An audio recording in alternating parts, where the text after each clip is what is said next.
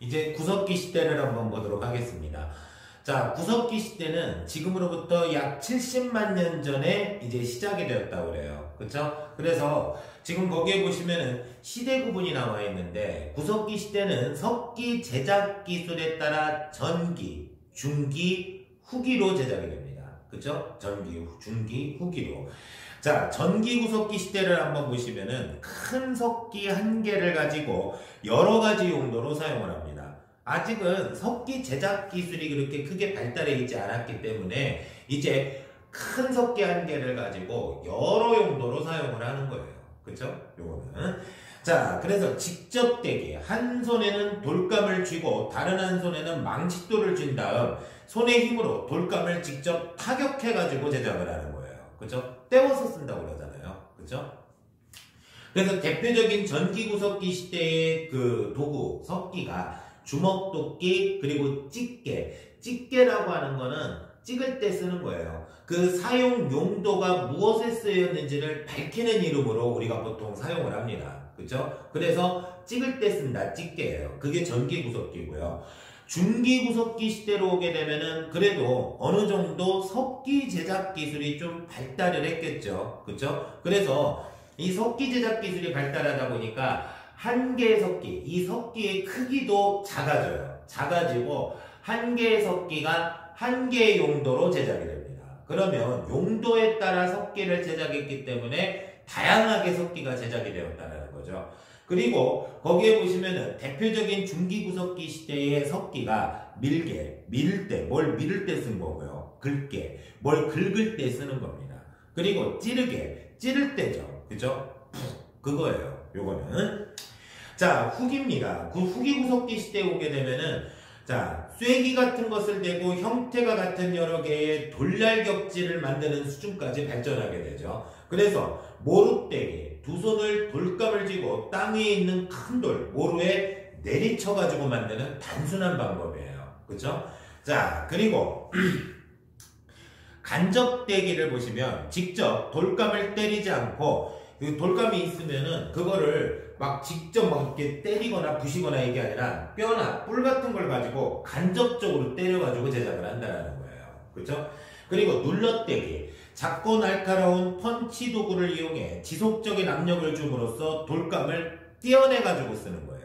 그쵸? 요거는. 그래서 대표적인 후기구석기 유물로는 그 석기가 순뱃찌르개입니다. 보통 사냥할 때 많이 썼던 도구예요. 순뱃찌르개가.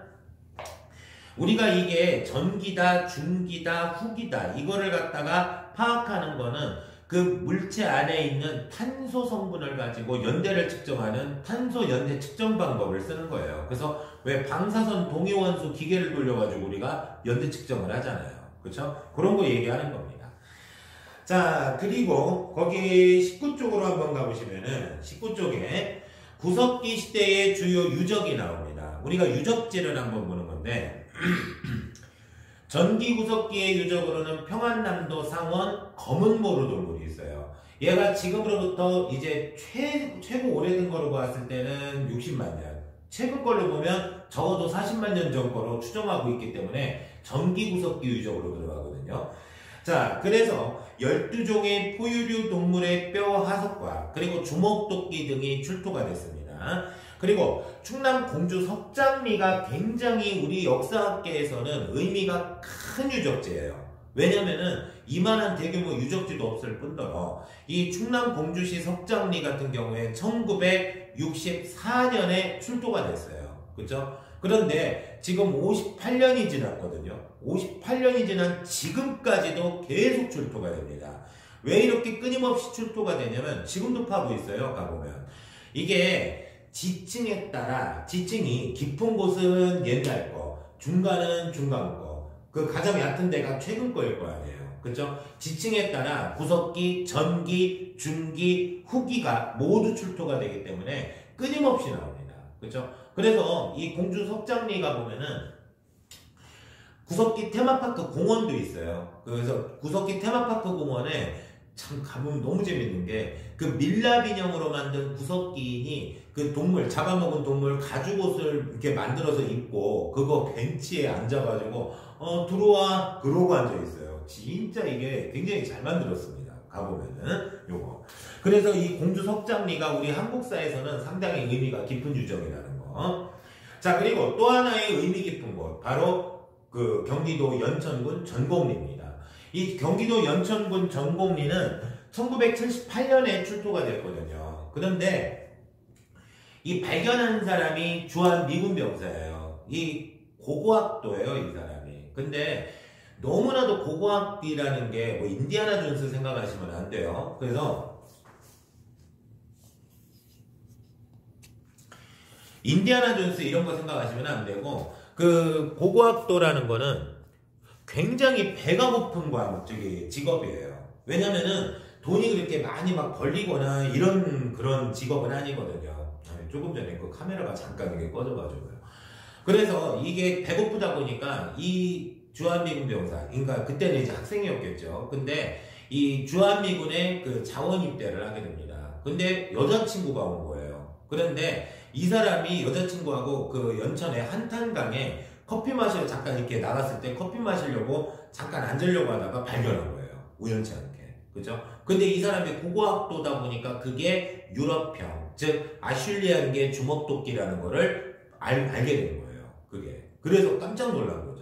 근데 당시에 역사학계에서는 그 메비우스 교수라는 사학과 교수가 있어요. 그분이 동아시아에서는 보통은 찌개 문화 위주로 되어 있기 때문에 유럽형의 이 양날형 주먹도끼가 발견될 이유가 없다. 그래서 동아시아에서는 유럽형 아슐리안계 주먹도끼가 출토될 수가 없다라고 얘기를 했었는데 정말 희한한 건 이 동아시아 한중일 세 나라에서는 정말 유럽형 주먹도끼가 아예 출토가 되지 않았던 겁니다. 그간에. 그죠? 그래서 그게 메비우스 교수의 이론이 정설이었었어요. 그죠? 그런데 이 주한미군 병사에 의해 1978년에 그것도 동아시아 최초로 우리 한반도의 경기도 연천군 전곡리에서 유럽형 아슐리안계 주먹도끼가 출토가 되면서 이 메비우스 학설이 드디어 막을 내리게 된 겁니다. 그죠? 이게 굉장히 의미가 큰 거예요. 요거는. 자, 그리고 충청북도 단양의 그 마을 이름이 도담리예요. 도담리 금굴입니다. 우리 학창시절이었던 90년대까지만 해도 이 구석기 유적, 90년대 구석기 시대를 갖다가 50만 년 전으로 배웠거든요. 근데 더 오래된 유물이나 유적이 이렇게 출토가 되잖아요. 연대는 수정이 돼요. 그죠? 근데 우리 구석기 시대를 70만 년 전까지 끌어올렸던 애가 바로 충청북도 단양 도담리 금굴유적입니다. 얘가 70만 년 전 거예요. 그 말은 얘가 가장 오래된 구석기 유적지라는 거죠. 자, 그리고 중기입니다. 함경북도 웅기군 굴포리죠. 이 함경북도 웅기군 굴포리는 구석기, 신석기, 청동기 유적이 모두 출토가 돼요. 철기 빼고는 다 나왔었어요. 근데 이 구석기 시대 유적층의 최하층에서 매머드 화석이 출토가 된 겁니다. 그 말은 우리 한반도에 매머드가 살고 있었다라는 게 확인이 된 거예요. 그죠? 그래서 의미가 커요, 이것도. 자, 그리고 이 안에서는 박편석기도 출토가 됐습니다. 자, 그리고 충청북도 제천 전말동굴이 있는데 사람의 얼굴을 새긴 코뿔소의 화석이 발견됐죠. 그래서 코뿔소도 살았을 것으로 추정을 하고 있는 거예요. 자, 그리고 강원도 양북은 상무룡리가 있습니다. 자, 그래서 여기에서는 까만 돌로 만든 흑요석이 출토가 됐어요. 흑요석이. 근데 이게 흑요석이 양구에서 나온 그 흑요석으로 만든 게 아니에요. 이게 그 다른 지역의 그 흑요석이었어요. 그러니까 그 먼 지역까지 이제 원거리 교역을 했었다라는 걸 알 수가 있겠죠. 자, 그리고 후기로 가게 되면은 충청북도 청원 두루봉동굴. 지금은 이제 청주로 됐지만은 청원 두루봉동굴에서 어린아이의 유골 2구가 발견이 됩니다. 근데 한 구는 정말 형체를 알아볼 수 없을 만큼 엄청 부패가 심하게 진행이 됐던 거예요. 그쵸? 근데 이쪽 한 구에 있는 아이를 보면은 얘는 너무나도 한 2, 3년 전에 죽은 어린아이의 유골인 것 마냥 너무나도 온전하게 보존이 되는 거예요. 그쵸? 그런데 얘네는 둘 다 배 부분에 이렇게 국화꽃이 뿌려져 있었다는 겁니다. 꽃이 이렇게 뿌려져 있었는데 그게 하나의 구석기들의 장례 문화가 아니었겠냐 그렇게 추정하고 있기는 해요. 근데 이 온전하게 보존되어 있던 어린아이의 유골을 가져다가 이미 썩어서 없어진 살과 근육을 다시 복원시켜가지고 이렇게 만들어 놓은 모형이 있어요. 그죠? 그래서 이 아이들의 그 유골 이름을 갖다가 발견하신 분의 함자가 김흥수 씨거든요. 그래서 그분의 이름을 따가지고 흥수아이, 그렇게 이름을 붙였다고 합니다. 그죠? 그렇게 보시면 돼요. 자, 그리고 여기에서 또 그 뼈 조각과 함께 인물상도 발견이 됐습니다. 자, 그리고 거기에 함경북도 종성 동관진 유적입니다. 얘는 발견이 된 게 1933년 우리 일제강점기예요. 일제강점기에 출토가 되었는데 고고학이라는 거는 여러분들 근대의 산물이에요. 그렇죠? 근데 일본이 먼저 우리보다 근대로 진입해 들어갔던 나라잖아요. 그렇죠? 그래서 고고학에 우리보다 발전해 있었기 때문에 얘네는 자기네 나라를 갖다가 그렇게 파가지고 구석기 유적을 찾으려 했는데 일본 그 어디에서도 구석기 유적이 나오지를 않은 거예요. 그렇죠? 그래서 설마 하는 마음에 이 식민지 한반도에 설마 구석기 유적이 나올까 싶어가지고 저 함경북도 종성 동관진에 그 철도 건설 현장 인근에 한번 파본 거예요. 그렇죠? 그런데 나온 겁니다. 후기 구석기 유적지였어요. 근데 그게 자존심이 허락이 안 된 거죠. 그래서 이 함경북도 종성 동관진 유적은 한반도 최초로 발견이 되었지만 일제 역사학자들에 의해 부정당합니다. 한동안. 그렇게 보시면 돼요. 참 안타까웠던 유적지입니다. 자, 그리고 충청북도 단양 수양계 유적이죠. 이 수양계가 동굴 이름이에요. 근데 후기 구석기면은 석기 제작 기술도 발달해 있고 석기도 다양하고 석기를 만드는 제작소도 규모가 커졌겠죠. 그래서 그런가 이 수양계 유적에서는 대규모 석기 제작소가 그 안에서 발견이 됩니다. 그죠? 그렇게 보시면 되고, 그 외에도 이 단양과 그 강원도, 원주, 영월, 그리고 태백, 삼척까지 이렇게 강원도 남부, 충청북도 북부 일대가 석회암지대예요. 이게. 자, 그리고 제주 빌레몬 유적인데 여러분들 구석기 시대, 우리가 이 제주도 구석기인들이 배 타고 간 거 아니에요. 그 시절에 배 있지도 않았고, 구석기 시대는 주기적으로 빙기가 찾아와요. 빙기가 찾아와서 정말 엄청나게 추웠었습니다. 그죠? 그 구석기 시대에 빙기가 정말 극에 달했을 때는 우리 한반도가 눈과 얼음, 그리고 여름에 잠깐 그 눈 얼음이 녹으면 바위가 좀 늘어나는 정도, 풀 이끼가 있는 정도, 지금의 북극 해연하는 모습이었어요. 엄청 추웠던 겁니다. 그쵸? 나무가 어디 있습니까? 엄청 추웠어요. 그런데 이런 구석기 시대였단 말이에요. 그러면 빙기 시대는 대체적으로 추워 빙하가 많기 때문에 해수면이 지금보다 많이 낮아요. 우리가 구석기 시대의 그 해수면이 어느 정도인지를 파악하고 싶으면 저 강원도 그 강릉에 정동진에 가서 지금 보이는 해수면 있죠? 거기에서 100m를 내려가면 그게 구석기 시대의 해수면이었던 거예요. 그렇죠? 그러니까 엄청나게 추웠던 겁니다. 그래서 지금의 우리 서해바다하고 남해바다, 여기는 바다 아니었어요. 해발고도가 가장 낮은 저지대였었습니다. 그렇죠? 그리고 동해바다도 호수였어요. 미국 5대5 크기만한 엄청나게 큰 호수였는데 이 후기 구석기 시대에 들어가면서 이제 빙기가 끝납니다. 그죠? 빙기가 끝나면서 기후가 온화해지고 무수한 양의 빙하가 녹아내리기 시작을 하겠죠. 그죠? 그러면 그 빙하가 녹으면서 해수면이 상승하고 저지대였던 서해하고 남해가 침수가 된 거예요. 동해바다도 호수였던, 만약에 지금 호수였다면 동호 뭐 이랬겠죠. 근데 그 동해바다 호수 그 가장자리의 저지대가 침수되어서 동해도 바다가 된 거예요. 그러니까 이 제주도의 구석기인들이 배 타고 간 게 아니라 걸어갔던 겁니다. 제주도가 그 빙기 시절에는 섬이 아니었던 거예요. 그렇죠? 근데 제주도는 또 화산지대잖아요. 그러다 보니까 그 용암이 마그마가 이제 기포가 뻥뻥 터지면서 굳어가지고 구멍이 뚫려 있는 바위가 되는 현무암지대잖아요. 현무암 용암동굴에서 출토가 됐습니다. 혈거유적, 그러니까 그 동굴, 용암동굴에 거주한 유적이라는 뜻이에요. 요거는.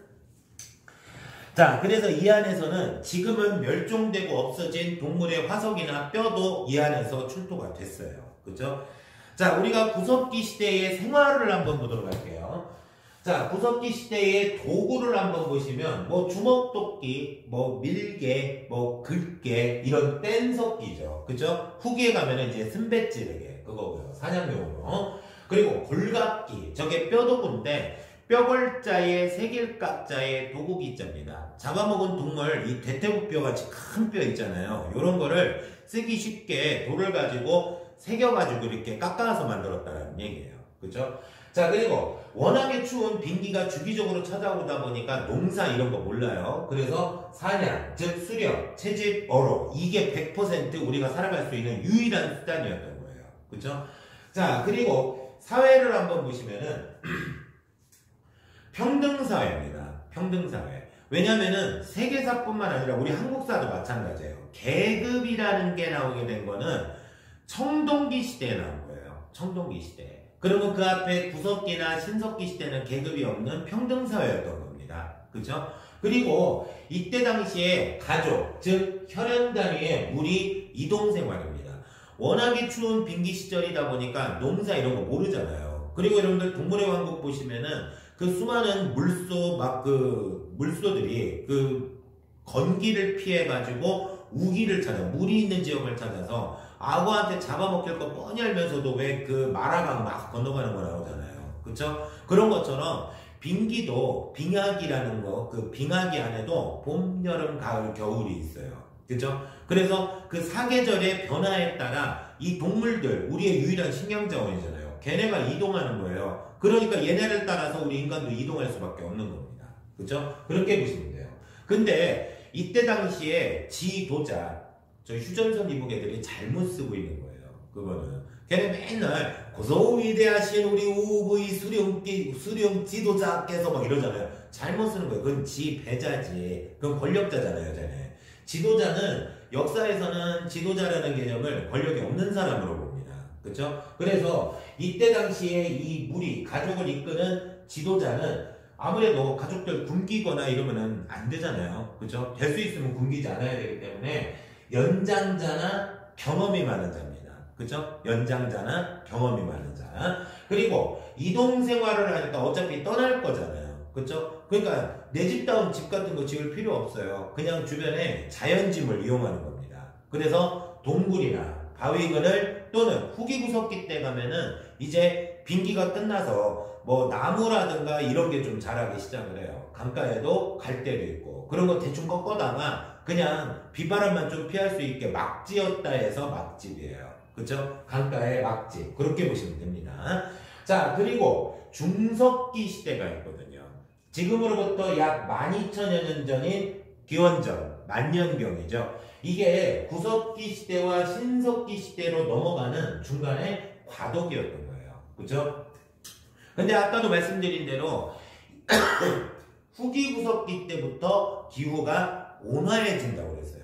그렇죠? 그러다 보니까 북극해 연안의 모습이었던 정말 이 얼음, 눈과 얼음으로 뒤덮여 있었던 겨울왕국 이 한반도에 드디어 나무가 자라기 시작을 하고 풀이 자라기 시작을 해요.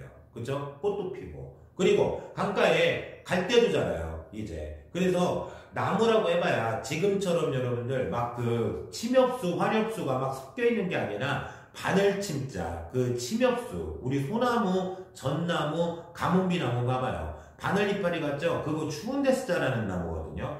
그러니까 지금의 시베리아 모습을 띠게 된 거예요. 그죠? 시베리아 모습. 그래서 그 시베리아의 침엽수, 타이가지대 모습을 띠게 되는 거예요. 자, 그래서 기후가 점차 온화해진 겁니다. 그런데 문제는 한반도에 살던 매머드가 이제 매머드가 살아가기에는 너무 더워졌어요. 그렇죠? 그래서 걔네는 죄다 북쪽으로 올라가 버립니다. 그리고 남쪽에서는 작고 날쌘 동물들이 막 올라오기 시작을 해요. 그렇죠? 뭐 여우, 노루, 사슴, 고라니, 멧돼지, 토끼 막 이런 애들이. 그렇죠? 근데 가족 단위의 무리 이동 생활이잖아요. 그러면 온 가족이 매달리면 매머드 한 마리 정도는 잡아요. 그러니까 쉽지는 않지만 그래서 매머드 한 마리만 좀 잡으면 그래도 오랜 기간 동안은 좀 그래도 굶지 않고라도 버텨낼 수가 있었는데 문제는 이 작고 날쌘 짐승들 쫓아가서 잡을 수 있는 애들이 아니에요. 그래서 도구에 변화가 찾아온 겁니다. 그렇죠? 그래서 여기에 보시면은 이음도구, 즉 잔석기인데 이제 나무도 자라고 그리고 갈대풀도 있죠. 나무 길이 이만한 거라든가 길이별로 꺾어와가지고 이제 작게 이렇게 막 그 손질을 해가지고 화살처럼 이 화살을 만들거나 또는 이렇게 긴 거를 꺾어와가지고 촉 같은 거를 이렇게 만들어요. 왜? 우리가 중석기 시대에 오게 되면은 석기 제작 기술이 꽤 발달했거든요. 이제 삼각형의 뾰족한 모양도 제작할 수 있기 때문에 이제 짧은 길이의 나무에다가 딱 달아놓으면 그게 활이 되는 거고 화살이 되는 거고요. 이제 긴 나무에다가 대면 그걸 던져가지고 잡는 작살이 되는 겁니다. 그래서 우리가 두 개를 이어서 댔다 해서 이음도구 또는 잘게 손질했다 해서 잔석기 그렇게 얘기하는 거예요. 대표적인 게 활, 화살촉, 창, 작살 이런 게 있었습니다. 그쵸?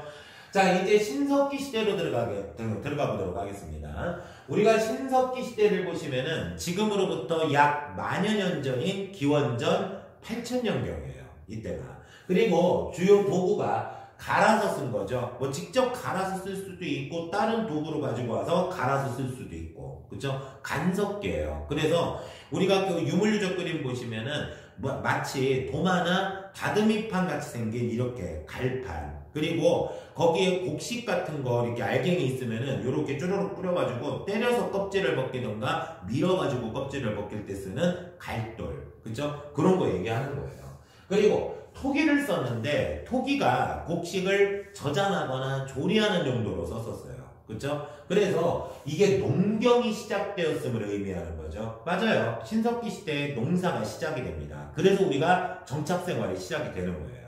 그렇죠? 근데 이 토기를 보시면 초기에는 이른 민문의 토기 우리가 민문의 토기가 바로 요 신석기 다음인 청동기 시대를 대표로 하는 토기예요. 없을 민자, 무늬가 없는 토기라는 얘기예요. 그쵸? 근데 이 청동기 시대에 앞서서 이르게 민문의 토기가 쓰였다 해서 이른 민문의 토기 그렇게 이름을 붙인 거예요. 그쵸? 그리고 토기에다가 무늬를 이렇게 덧띄어가지고 만들었다, 덧씌워가지고 만들었다 해서 덧무늬 토기 그렇게 얘기하고요. 그리고 눌러찍기 무늬 토기 즉 뭔가 누른다 압력이잖아요. 이렇게 꾹꾹 눌러가지고 무늬를 새겼다 해서 눌러찍기 무늬 토기 즉 압인문 토기 그렇게 얘기하는 거예요. 근데 얘네는 보통 뭐 제주도의 그 고산리유적 그 함경 고산리유적이나 이런 특정 지역에서 보통 나오지 이게 한반도에서 흔하게 발견되는 유물들은 토기들은 아니에요. 얘네들이 그죠? 아주 일부에서만 쓰였던 거예요. 근데 우리가 한반도에서 나오는 신석기 유적지에서 상당 지역에서 굉장히 많이 나오는 게 바로 뭐냐? 이 중기 이후에 쓰인 빗살무늬 토기예요. 즉 질문토기죠. 질문토기. 그래서 이 질문토기가 가장 흔하게 발견되기 때문에 가장 일반적이다 이 얘기예요. 그렇죠? 그래서 우리가 머리 빗는 빌 있잖아요. 머리 빗는 빌. 그거를 쓰는 건데 그래서 우리 머리 빗는 빌 있잖아요. 그래서 머리 빗는 빌에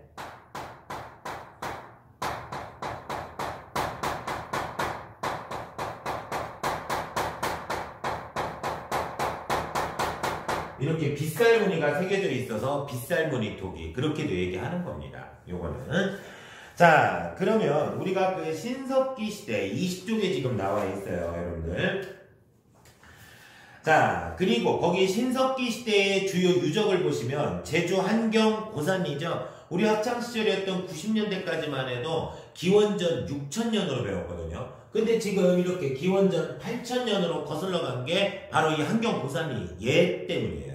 얘가 기원전 8000년경 겁니다. 그 말은 가장 오래된 구석기, 여기 신석기 유적지라는 얘기죠. 그죠?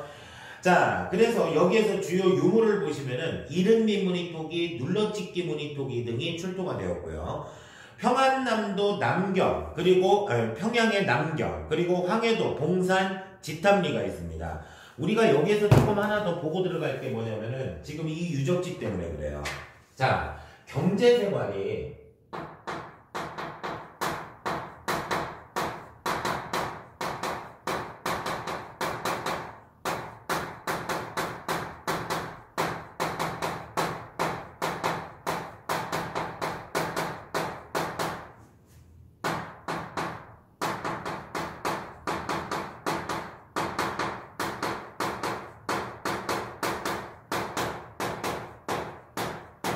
여전히 주요 경제 수단은 수렵 채집 어로입니다. 저 때는 100%였죠.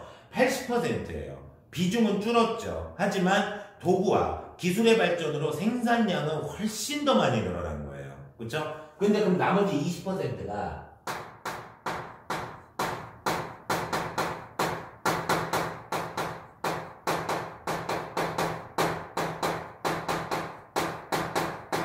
농경과 목축이 시작이 된 거예요. 농경과 목축이. 그쵸? 그러면, 봐봐요. 80%가 아닌 이 20%. 농경과 목축이 인간의 삶을 송두리째 바꿔버린 거예요. 왜? 눌러 앉혀놨거든요. 그쵸? 그러면 이 눌러 앉혀놓다 보니까 그 전에 어떤 건축이라는 게 나오고 건축이 나오면서 그에 따른 파급, 문화적 파급 효과가 엄청 커졌던 거예요. 인류의 삶이 송두리째 바뀌어버립니다. 그러면 이거는 진짜 인류 역사에 있어서 당시에는 레볼루션, 혁명적인 일이에요. 시대 이름을 따가지고 이거를 우리가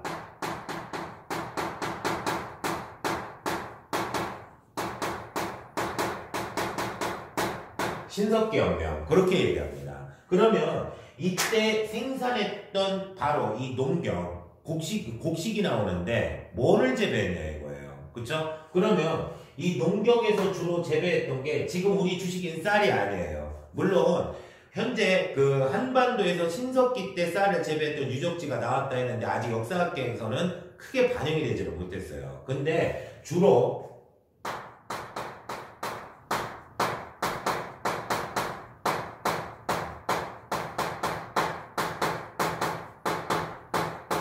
잡곡류를 재배합니다. 잡곡류. 그래서 조,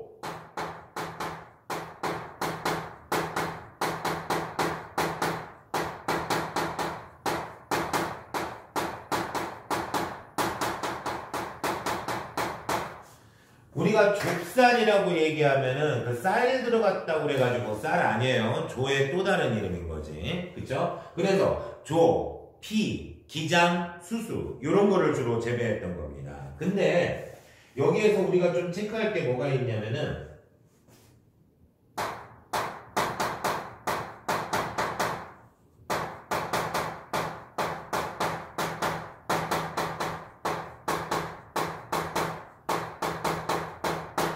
탄화된 조와 탄화된 피가 발견이 된 곳이 있습니다. 거기가 바로 다 북한이에요. 평양,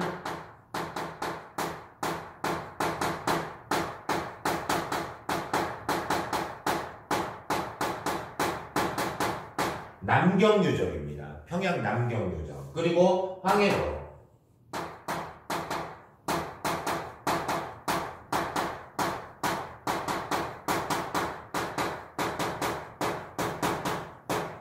봉산 지탄리죠. 그쵸? 그렇게 보시면 돼요. 자, 그리고 여기에서 또 하나 보시면은, 우리가 사회도 한번 여기다가 체크해 드릴게요. 경제 봤으니까. 사회가 평등사회는 평등사회인데, 농경 때문에 아무래도 노동력이 굉장히 중요하잖아요. 그래서 막상 생물학적으로 몸에서 직접 우리를 이렇게 인태해 주시는 분이 어머님이잖아요. 어머님의 역할이 굉장히 컸던 거예요. 그래서 이때가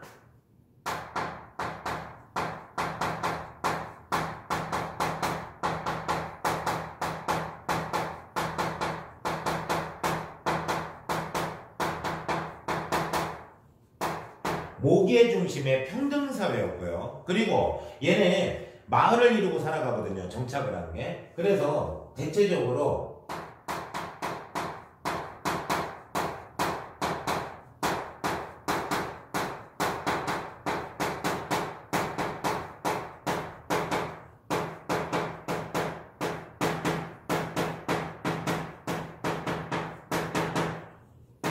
시족을 기본 단위로 하는 부족사회입니다. 그러면 마을을 이루고 살아가는 사람들이 같은 시족, 같은 DNA라는 얘기예요. 그쵸? 요게. 대신에 결혼할 사람 있죠? 이거 조심해야 돼요.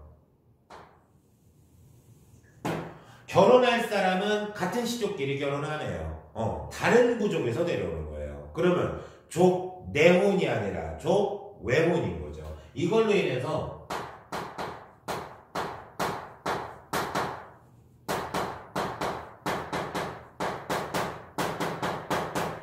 족 외혼의 풍습이 있었죠. 우리 한국 사람들은 신석기 때부터 그러고 살았던 거예요. 우리가 물론 지금은 법적으로 동성동본 없어졌지만 지금도 같은 동성동본끼리 결혼하기보다는 아무래도 다른 성씨끼리 결혼하는 걸 좀 더 선호하잖아요. 그렇죠? 나만 그런가? 그렇죠. 자, 그렇게 보시면 됩니다.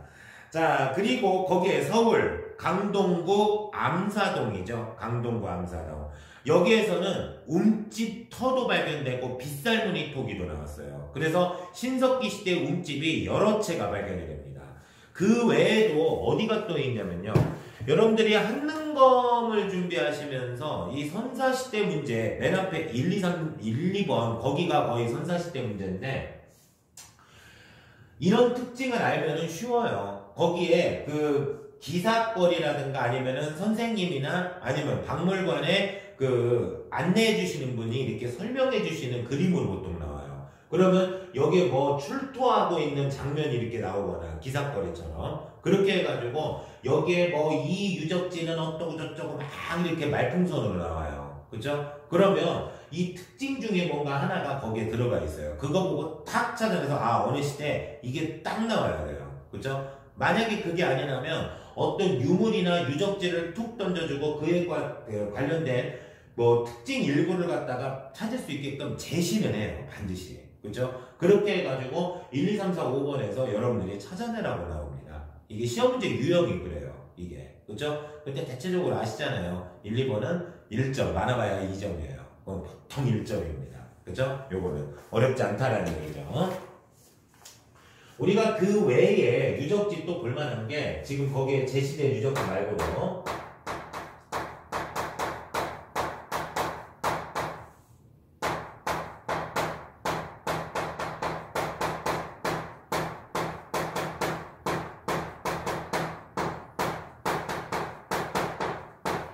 강원도 양양 오산리입니다. 강원도 양양 오산리. 그죠? 그리고 또 어디냐면은 부산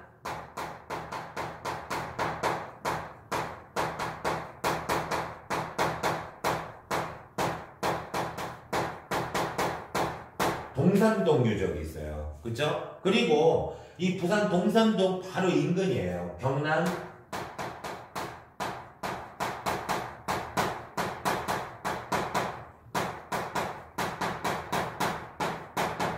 김해시 수가리라는 마을이 있어요. 그리고 경기도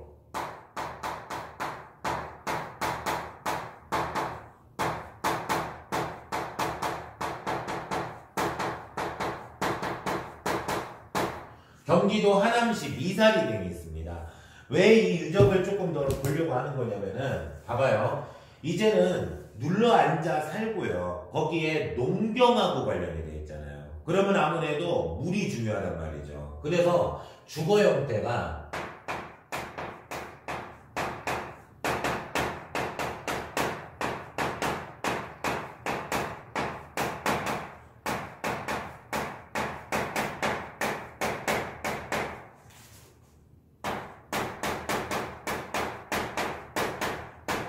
큰 강가나 해안가의 움집이에요. 왜냐면은 큰 강가나 해안가 아무래도 물이 중요하잖아요. 그쵸? 그러면은 물을 쉽게 구할 수 있어야 되기 때문에 큰 강가나 해안가의 움집, 우리 인간이 지금 이제 거주를 하는데 집을 지어야 되는데 지금 봐봐요. 이렇게 기후가 온화해진 지금 이 시점에도 겨울이 되면 이렇게 소주병 깨지게 추운데 난방이라는 게 아직 없어요. 건축이 갓 나오기는 했지만. 그런데 우리 땅 속에는 지열이라는 게 있는데 그걸 활용할 줄 알았던 거예요. 난 그게 더 대단해요. 그걸 어떻게 찾아냈나. 그죠? 그래서 지열을 활용하느라고 땅을 되게 깊게 파가지고 만든 집이 움집이에요. 우리가 땅을 판다라는 뜻이거든요. 그러니까 거의 반지하 집이야. 그래서 보통 50cm를 넘게 파요. 얘를. 그죠? 깊은 건 1m 가까이 되는 것도 있어요. 그래서 이게 움의 깊이가 깊습니다.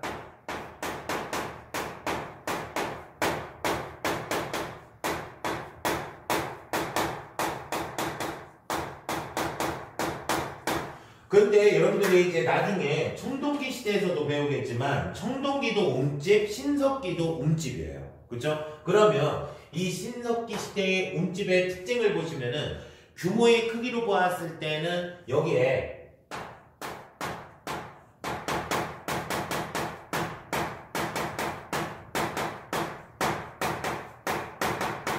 네다섯 명 정도를 거주를 합니다. 그죠? 네다섯 명 정도.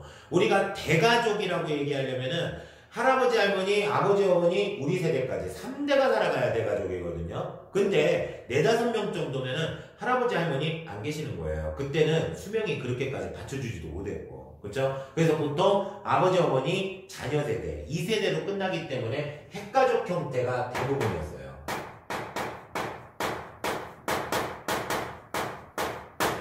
자, 그리고 특징이 또 하나 뭐냐. 집터를 보잖아요. 한가운데에 바로 불을 때우던 화덕이 위치해 있어요.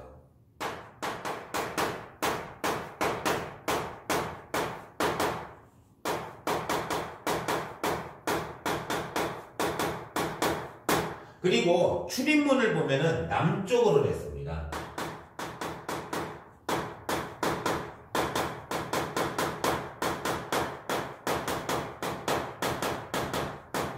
왜? 여러분들 남쪽으로 낸 이유가 있어요. 왜 그러냐면 태양의 남중고도 가장 높이 떠 있을 때가 점심 무렵이잖아요. 그러면 남쪽으로 내 있다 보니까 그 햇빛이 출입문을 통해서 그 어두운 반지하층으로 쭉 들어오면서 환하게 채광이 되는 거예요. 그렇죠? 그리고 그 햇빛이 들어와 채광이 되는 순간에 얘는 또 달궈지죠. 난방도 어느 정도 됩니다. 굉장히 똑똑했던 거예요. 그리고 우리가 저 빗살무늬 톡이 있잖아요.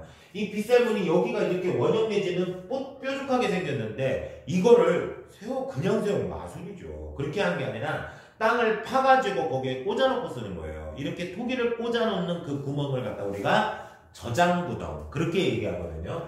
저장구덩이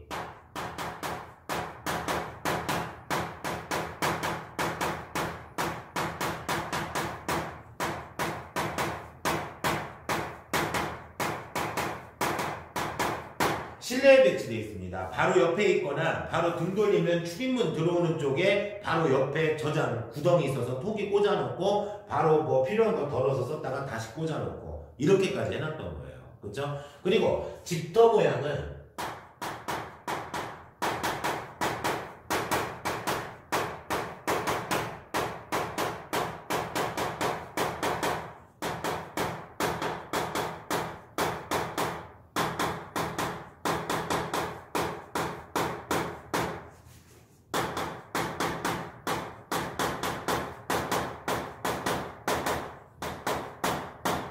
원형 또는 모서리가 둥근 형태의 사각형이었습니다. 대체적으로 둥글둥글하게 생겼어요. 집터 모양으로. 그렇게 보시면 돼요.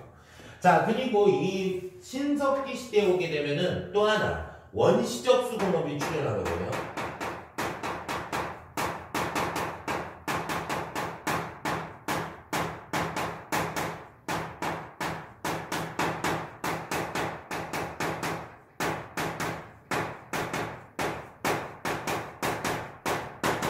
옷과 그물을 제작했다라는 거예요. 그러면 옷이나 그물을 제작했다라는 얘기는 바느질을 했다라는 거고, 바느질을 했다라는 얘기는 실이니까 실을 뽑아내는 방직 기술이 발달해 있었다라는 얘기죠. 그래서 오늘날에 지금은 우리가 왜 실타래 이렇게 원통형으로 돼가지고 실이 막 묶여 있으면서 바늘에다가 엮어가지고 바느질하면 얘가 저기 빙글빙글 돌아가면서 실이 왜 당겨져 나오잖아요. 그런 실 뽑아 나오는 실타래 역할을 하는 그게 바로 가락바퀴였던 겁니다.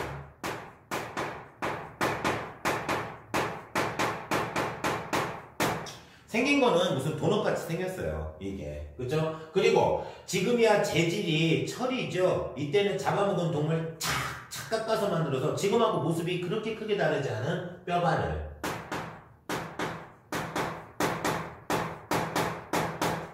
이거를 했다라는 거예요. 그리고 우리가 진짜 이게 religion 영어로 바로 신앙이구나 할 정도의 신앙이 드디어 나오는 거예요. 그래서 이때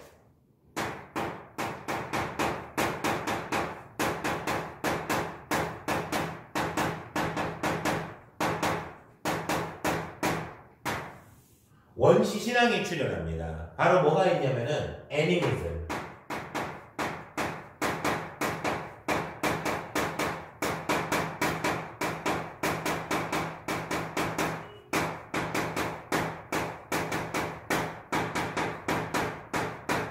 이게 만물 정령신앙. 여러분들 만물 세상에 존재하는 모든 것들 뭐 유생물이든 무생물이든 정령 다 영혼이 들어가 있다 이 얘기예요. 그쵸? 요거는 그리고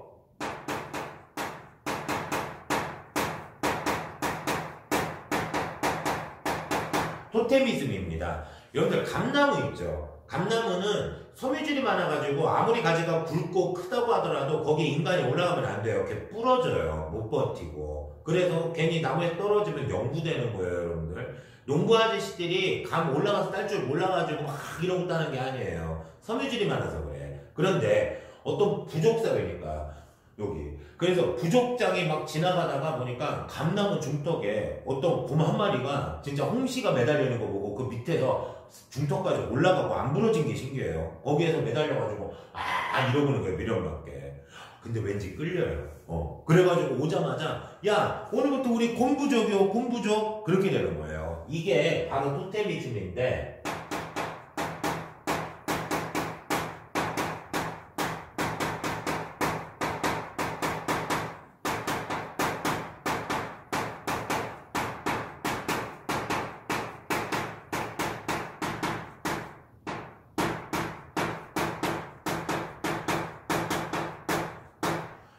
특정 동식물을 숭배하는 겁니다. 그래서 자기 부족과 연결하는 거예요. 야 오늘부터 곰 부족이야. 그래서 우리가 왜 단군 신화에도 곰 호랑이 나오죠. 진짜 그게 생각해봐요. 애니멀 곰하고 호랑이 가서 제 사람 좀 만들어줘요 이렇게 했겠냐고요. 그게 아니라 단군 부족이 있잖아요.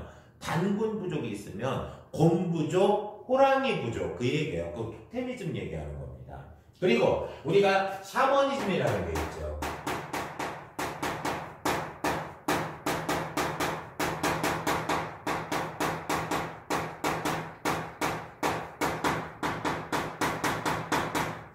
무당과 주술입니다. 그쵸? 그래서 왜 우리가 막 무당들 막 작두타고 막 이거 하잖아요. 그런 거 얘기하는 거고 돈 벌기 쉬울 것 같아. 그래가지고 그 전 보는 집에서 이렇게 다과상에다가 촥 쌀을 뿌리면서 사과나무 있지? 없는데요? 없으니까 여기 있는 거예요. 있었으면은 저기 가서 이렇게 하면 돈 벌 거 아니에요. 그죠? 자 그리고 자연물을 숭배하고 조상도 숭배해요.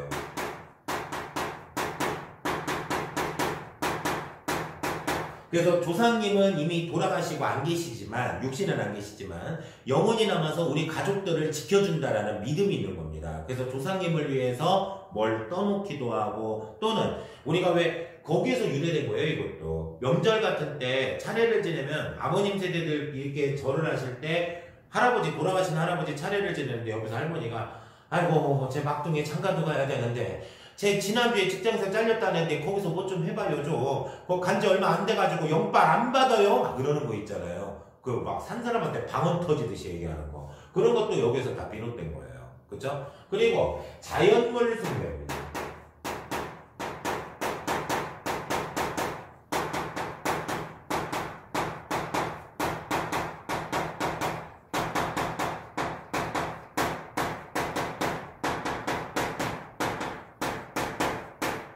물과 태양을 숭배하거든요. 근데 여기서 태양 숭배를 하나 조금 보고 들어갈 게 있는 게 신석기 유적지에서 신석기인들의 인골, 뼈가 이렇게 발견이 되는데 거의 대부분이 동쪽으로 머리가 이렇게 눕혀져서 매장이 돼 있더라 이 얘기예요. 그쵸? 근데 우리가 동쪽이라 얘기하는 거는 우리한테는 태양이 떠오르는 지역이니까 태양을 상징하잖아요. 그러니까 죽어서도 태양을 숭배한다는 겁니다. 그래서 우리가 동쪽이라고 하는 동력동자에 누울 침, 침대 그러잖아요. 그쵸? 그래서 동쪽으로 머리를 눕혀서 시신을 매장하는 그 장례 문화를 동침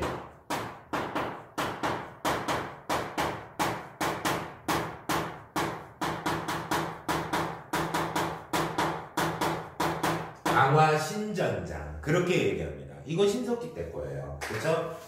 좀 여러분들이 하는 것 같은 경우에 뭐 이렇게 막 우습게 보면 안 돼요, 여러분들. 그래서 깊이 봐야 됩니다. 왜? 초재위원분들께서는 난이도를 갖다가 랜덤으로 거의 내셔요. 이게 예전에는 뭐 이번에 어려웠으면 다음번에 쉽겠지 이런 게 좀 이렇게 먹히는 룰이 있었는데 지금은 그렇지 않아요. 여러분들이 출제위원들을 평가하시려 하시면 안 됩니다. 출제위원분들께서 어떤 난이도에 어떤 문제를 내시든지 여러분들은 일단 주어진 대로 어떻게 해서든지 풀어야 되는 것이지 출제위원들을 여러분들이 판단해서는 절대 안 돼요. 그게 수험생들이 가장 많이 범하는 오류 중에 하나예요. 실수고. 그러다가 진짜 된설이 맞습니다.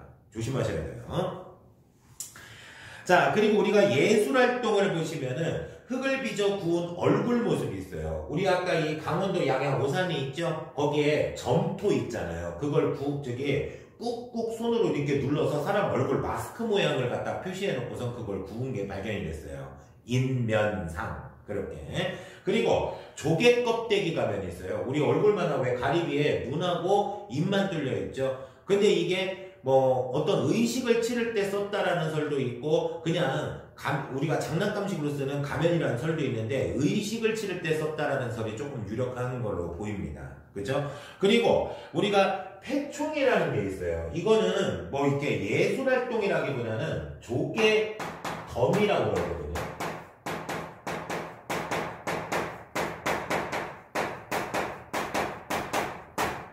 우리가 왜 어패류 그러잖아요. 물고기 어자에 조개 패자예요. 무덤 총자. 그러니까 신석기인들이 잡아먹고 난 그 조개 껍데기 있죠? 그게 지층에서 거의 화석처럼 발견이 된 거예요. 그게 패총입니다. 요거는. 근데 이게 신석기 유적지에서 나와요.